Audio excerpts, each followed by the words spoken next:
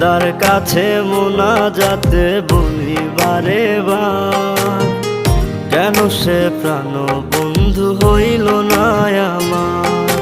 খোদার কাছে মোনাজাতে বলি বারে বার, কেন সে প্রাণ বন্ধু হইল না আমার। নই কি আমি তার যোগ্য, নাকি আমার এমন ভাগ্য, এত ব্যথা সইতে আমি পারবো না যে আর। খোদার কাছে মোনাজাতে বলি বারে বার, কেন সে প্রাণ বন্ধু হইল না আমার।